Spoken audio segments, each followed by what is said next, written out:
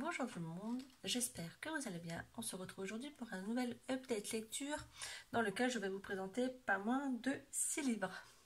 Voilà, donc j'ai pas mal lu, bon, après il y a des petits livres, donc voilà. On va commencer tout de suite avec l'affaire Jennifer Jones que je vous avais présentée dans ma pile à lire donc de septembre. C'est ma soeur qui me l'a prêté et qui se l'est fait prêter, si je ne me trompe pas, par ma maman. Donc on découvre en fait l'affaire, donc Jennifer Jones, c'est une affaire qui a lieu en Angleterre, où une petite fille de 10 ans est accusée de meurtre sur une amie à elle. Donc une autre petite fille de 10 ans est retrouvée décédée et c'est elle qui est condamnée donc, et qui avoue l'avoir tuée. Donc elle passe plusieurs années en prison, 6 ans si je ne me trompe pas, et on la retrouve donc à sa sortie de prison, sous une autre identité, etc. Et là il va y avoir donc à chaque fois, donc un chapitre sur deux, on va suivre l'affaire il y a autant d'années, en fait on va suivre ses souvenirs, donc quand elle était encore Jennifer Jones, et donc l'autre chapitre on va suivre sa nouvelle identité, sa nouvelle vie, et ce qui se passe, donc avec son nouveau travail, où est-ce qu'elle habite, etc. etc. Je le trouvais super intéressant. Je lui donnais la note de 4 sur 5. Franchement, c'était sympa. Je connaissais pas cette histoire. Et il était bien. Donc, je vous le conseille si vous ne l'avez pas encore lu. Sachant que c'est un vieux livre. Donc, voilà. Ensuite, j'ai lu Nos mensonges de Louise Douglas dans la collection Milady. Je lui ai mis également la note de 4 sur 5. Donc, on va suivre Anna, qui est une femme de 30-35 ans, et qui pense voir le fantôme de sa meilleure amie qui est décédée quand elles étaient jeunes femmes, donc vers 18-20 ans. Donc sa meilleure amie est décédée quand Anna était partie aux États-Unis, je sais plus, enfin faire des fouilles au Mexique ou un truc comme ça. Et voilà, et en fait, elle a jamais fait le deuil de sa meilleure amie et elle a l'impression de la voir un peu partout ces derniers temps. Elle a fait une dépression, etc. Par rapport à ça. Et en fait, elle va finir par enquêter, parce qu'elle est sûre de la voir, elle se dit que c'est trop bizarre. Donc elle va finir par enquêter, pour essayer de savoir ce qui s'est vraiment passé, parce que pour elle, sa meilleure amie n'est pas morte. Donc voilà, donc il était sympa également, il était facile à lire. Donc encore une fois, un chapitre sur deux, donc une fois sur deux, on a donc leur enfance, leur adolescence, donc elle, sa meilleure amie, qui s'appelle Hélène. Donc on va suivre leur aventure, leur jeunesse, leur été, etc., leurs amours, leurs départs. Et l'autre chapitre sur deux, on suit Anna dans sa vie d'adulte, etc., avec ses visions par rapport du fait qu'elle voit Hélène, et sa vie voilà, de femme. Donc il était également sympa à lire. Il faisait 380 pages, pareil, un petit livre. Ensuite, j'ai lu Papa et Maman sont morts de Gilles Paris dans l'édition Point. Voilà. C'est un livre que j'ai emprunté à la médiathèque parce qu'il me fallait, dans mon défi, il me fallait avec des enfants sur la couverture, et ça a été une grosse déception. Donc en fait, dans ce livre, on se doute qu'on va suivre donc une sœur et un frère qui ont perdu leurs parents et qui vont devoir retrouver entre guillemets une famille, aller vivre chez leur oncle, aller vivre chez une amie de leur papa qui était en fait la maîtresse de leur papa. Et j'ai un peu de travers. Ah, bref. Et en fait, grosse déception. Je l'ai trouvé vraiment très décevant. J'ai pas du tout aimé le style d'écriture, le fait qu'il y avait un peu d'inceste, il y avait beaucoup d'alcool, il y avait de la drogue, enfin, ça m'a pas du tout plu. Heureusement qu'il faisait 153 pages, sinon je ne l'aurais pas terminé. Voilà, donc c'est mon point de vue. Maintenant, je ne vous empêche pas de le lire, mais voilà, moi j'ai pas aimé. Et ça faisait très longtemps que j'avais pas aimé un livre à ce point-là. Ensuite, j'ai lu le tome 3 des Chevaliers d'Émeraude. Donc, comme d'habitude, je ne peux pas trop vous faire de résumé. On va toujours suivre Wellan, Bridget, Kira, etc. dans le fait qu'ils veulent sauver Ankh-Diev. Donc, c'est leur pays. Et donc voilà, donc on va encore suivre leurs combats, etc. Donc toujours aussi sympa, j'adore cette série, j'adore Anne Robillard, donc je ne vais pas m'étendre dessus, je vous dis toujours la même chose. Donc voilà, toujours aussi bien pour les Chevaliers d'Émeraude. Ensuite, changement de registre.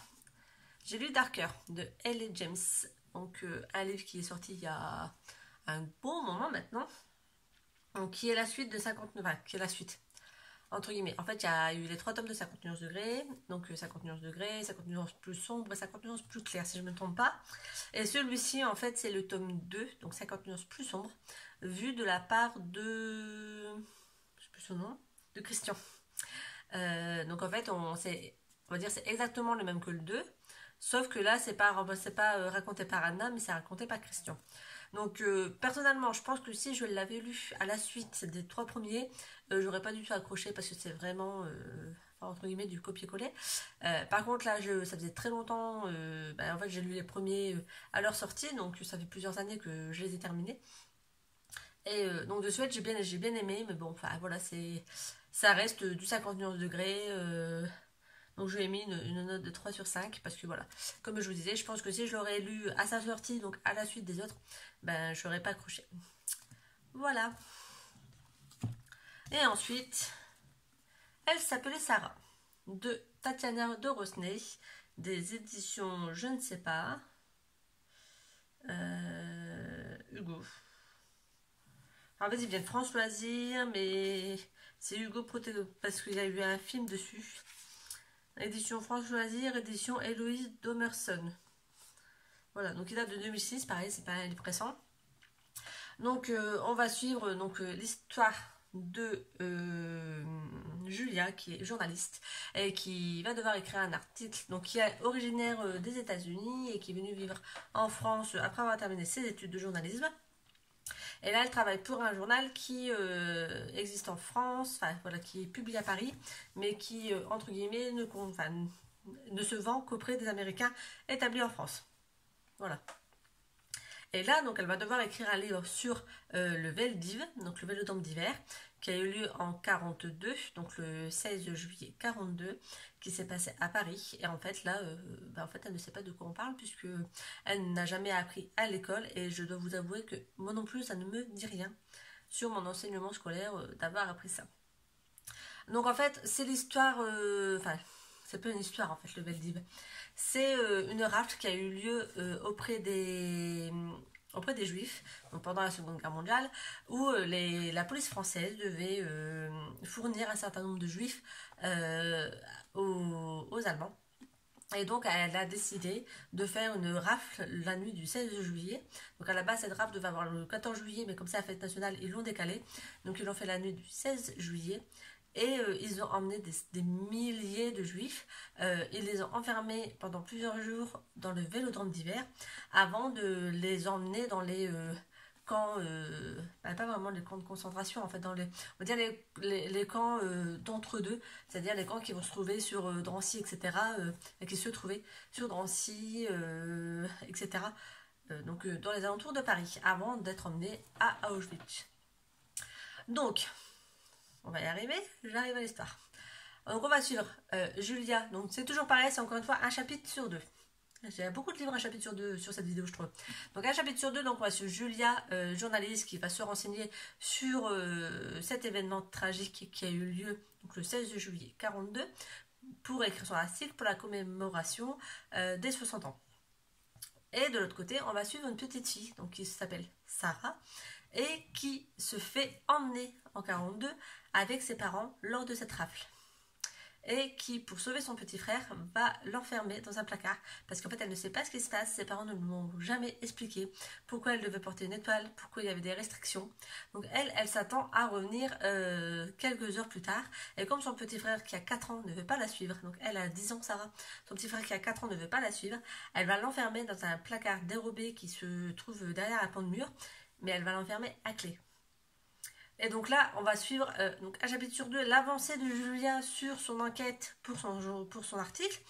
Et de l'autre côté, Sarah et tous ses doutes parce que finalement, elle se rend compte qu'elle ne rentre pas tout de suite. Et elle s'inquiète pour son petit frère parce qu'elle a promis à son petit frère de venir le libérer. Donc c'est une histoire très émouvante qui nous remue. Voilà, c'est voilà, sur la Seconde Guerre mondiale. De toute façon, je vous ai déjà dit, j'aime bien ce type de livre. Je l'ai lu très rapidement, je l'ai lu en une journée et demie. Il fait 440 pages, mais franchement, magnifique histoire, je vous le conseille. Je lui ai mis la note de 4,5 sur 5. Pourquoi pas 5 sur 5? Tout simplement parce que pour moi, c'est un événement tellement tragique dans notre histoire que ça mérite pas d'avoir un coup de cœur en fait. Parce que euh, voilà, il faut penser ce qui s'est passé, il faut l'assumer, se dire que ben, les Français, on n'est pas innocents non plus dans cette histoire, parce que là, c'est la police française qui a fait cette rafle. Mais voilà, je veux pas mettre un coup de cœur parce que c'est des événements qui ont été très, très, très tragiques dans notre histoire et malheureusement, bah, ça continue, peut-être pas pour les juifs, mais il y a encore des persécutions comme ça qui existent. Donc voilà, tout simplement pour ça que j'ai mis un 4,5 sur 5 et non pas un coup de cœur. Donc je vous le conseille fortement si vous ne l'avez pas encore lu. Donc voilà, donc là c'était mes 6 lectures donc, qui datent du 11 septembre jusqu'au 20, excusez-moi. C'est pas mal, je trouve, 9 livres en 6 livres en 9 jours. Je trouve que c'est un bon début de lecture, donc en fait j'ai lu tout ça. Et voilà, donc tout simplement, c'était pour vous faire mon petit update lecture. Et je vous retrouve là tout de suite après. En fait, je vais faire une deuxième vidéo pour vous poser une question. Voilà, donc je vous souhaite une agréable journée. Je vous dis à très bientôt pour une autre vidéo. Bye!